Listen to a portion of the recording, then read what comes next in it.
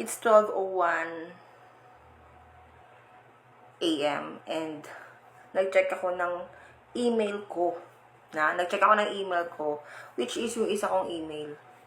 Yung sa isang page. At matindi ha, talagang doon nakapag-email ito si kuya. At ito ang email niya. Ayan, message niya na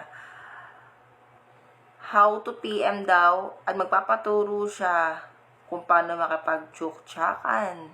Tapos binigay pa niya sa akin mismo yung Facebook niya at doon ko daw siya i-message. Aba, matindi talaga. At sa ibang email ko pa siya talaga nag-chat, no? Which is yung alam ko yung sa isang page ko to, okay? Tuturuan kita, antayin mo. BJ. Dahil BJ ang pangalan niya, minamigraine pa ako, pero sige, tuturuan kita. Base sa pangalan mo, alam mo na yung kasagutan, BJ. Pero dahil nga gusto mo, nanggagaling sa akin, kung paano ka matututo, nakita ko naman na nasa tamang edad ka na, nasa 30 plus ka na, dahil nandun sa birthday ng profile picture mo, di ba? Okay, turuan kita. Unang-unang huhugasan mo yung sandata. Ayaw namin mga babae yung nangangamoy sandata. Yung nangangamoy folds, nangangamoy aso, nangangamoy basang aso. Okay? Kasi kahit sabihin ko na dapat ganito gawin mo, ganyan, ganito yung posisyon, ganito yung kung paano ganyan. O, kung mabaho ka, walang mangyayari. Unang-una, huhugasan ang turat. Ayaw namin ng turat na mabaho, maansit, nangangasim. Hugasan to. Kailangan maliligo ka, magtututbrush ka. Hindi lang ngipin ang tututbrush mo, pati yung sa may dulon-dulo ng dila at sa mga gilid-gilid.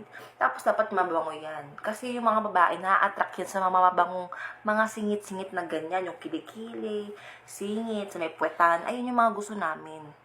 Diba? Ayaw namin mabahong turat. Para sa aso, para sa bulldog, diba?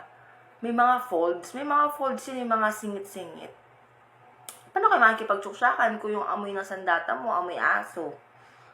Amoy maansit. So, dapat talaga, uunahin nyo muna. Pag sinabi nyo, paano po makipagtsuksyakan? O sige, unang-una dapat mabango ka. Kahit kaninong ba yan. At unang-una, syempre, makipagtsuksyakan ka lang sa girlfriend or asawa mo. Hindi pwede sa iba. At sa kaidaran mo, huwag kang kukuha ng sinasabi ko sa'yo.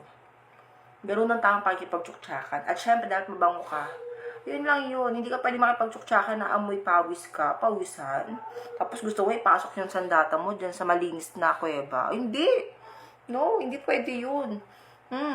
Mga amoy din kami, mamamaho kami, amoy maansit. After nun, amoy aso. No. So, dapat lagi malinis ang turat-datat niyan. Malinis.